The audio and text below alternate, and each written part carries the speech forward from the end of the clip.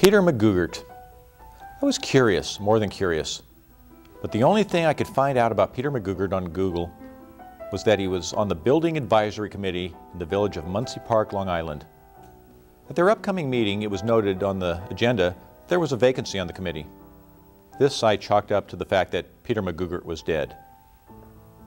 I have no idea how his CD collection made it to North Carolina, but I discovered this treasure on my Monday inspection of Edward McKay's used book and CD store.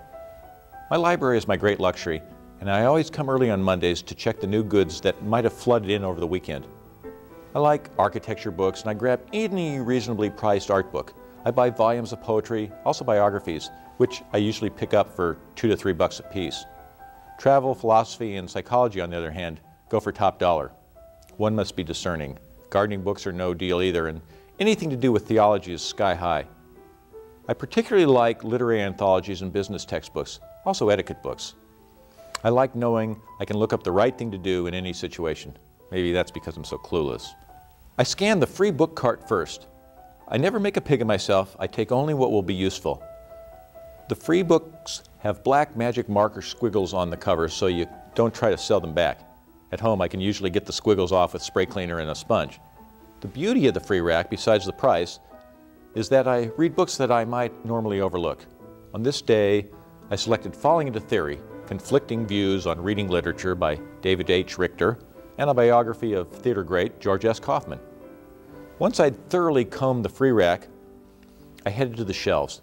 In the art section, I found The Secret Life of Salvador Dali. I opened the book at random and read, "An elegant woman is one who despises you and has no hair under her arms." I keep her. Then I checked the O shelf in the literary fiction area for novels by John O'Hara. Nothing. So I moved on to poetry and opted for some T.S. Eliot for $1.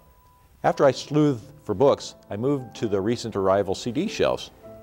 I'm open to almost everything: hip-hop, techno, early 60s folk, jazz, blues, Portuguese fado, Dr. Dre, George Jones, Stone Temple Pilots, Amy Mann, movie soundtracks. Didn't find anything of interest, so I asked one of the salespeople if everything new from the weekend was on the floor. The salesperson alerted me to stacks of plastic container boxes in a back area behind the counter. There were 15 numbered boxes with the name Peter McGuggart neatly written on the side. The boxes contained over 2,000 CDs, primarily classical, opera, and show tunes. It was a well-organized and incredibly thought-out collection, all the CDs in mint condition. I grabbed compilations of Harold Arlen, Kurt Weill, Alan J. Lerner, and performances of La Boheme and Madame Butterfly. Peter McGuggart's taste was exquisite, and I approached the CDs with reverence. He could have been my musical guru. He would have been worth knowing just for what he could have taught me about Mahler alone. I scooped up everything by Liszt, Lutoslawski, Tchaikovsky, Chopin, Schubert, and Schumann. I dug through more boxes and hadn't come to Rachmaninoff, but I knew to keep digging because Sergei would show up sooner or later, Ernst Bloch too, and all the operas by Benjamin Britten. It felt as if the man himself, Peter McGuggart, was laying in state in the back of a used bookstore in a shopping mall, miles from New York, with no one to acknowledge him but me. I was troubled that the collection wasn't left to someone who would cherish it, but I also felt privileged to sort through it while it was still intact. In a few days, the collection would be put out and the cohesion would be gone, the center broken, scattered like ashes. But more real than ashes, for this was a concrete symbol of a man's soul. If Peter was looking down from above, I suspected he would have been more saddened by the dispersal of his music than with the loss of his physical body. The funereal aspect of the experience was so disconcerting, I had to come back a second day. That night, I woke up around 3 a.m. in a sweat. In a dream, I saw my unpublished writing sharing the destiny of Peter McGuggart's CDs. Worse, instead of plastic containers, my papers were unceremoniously discarded into black plastic bags. I saw my life's work out in the curb, with the rest of the trash to be hauled away. Would some sympathetic sanitation engineer pause long enough to hold a momentary vigil? He was here, aflame. Whoosh! Now back to the void. Just a load of dirty laundry left behind and some half-finished paperbacks. Oh well. It was kind of perfect and humbling. Poor Peter, I thought. I had to do something more for him. Some etiquette was called for. What was the right thing to do? Emily Post proved to be no help.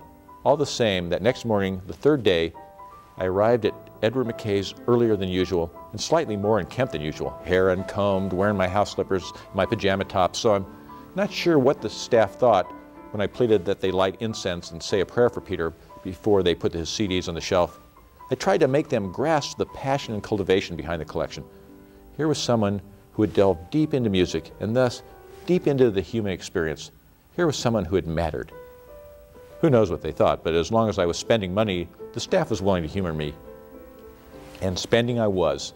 I knew I'd hit pay dirt when I found 2 rare Edith Piaf recordings and a trove of Billie Holiday. Then I bagged Sinatra's Wee Small Hours and Only the Lonely. Sweetie likes to go to sleep with the television on, a habit I've always gone along with but have never considered very elegant. But that night we lit the candles and put on the Sinatra, and the results were excellent, at least as far as putting Sweetie to sleep.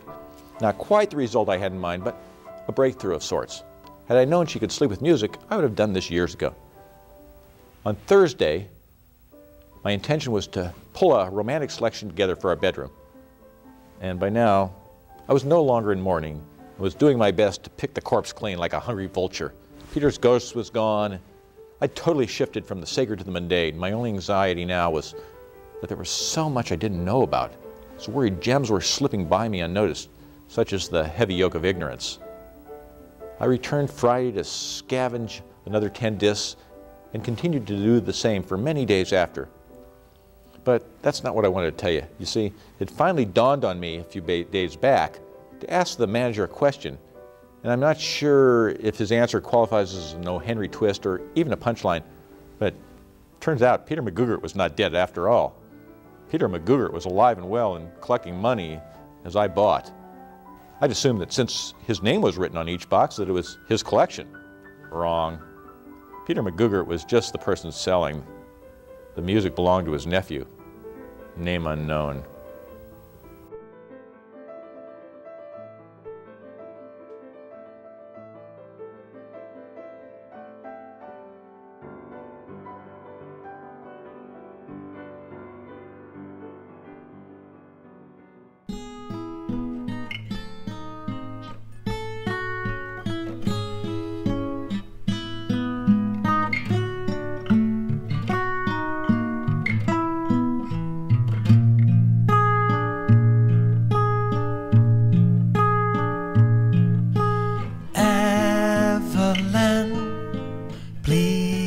Don't cry, red sun rolls in cobalt sky.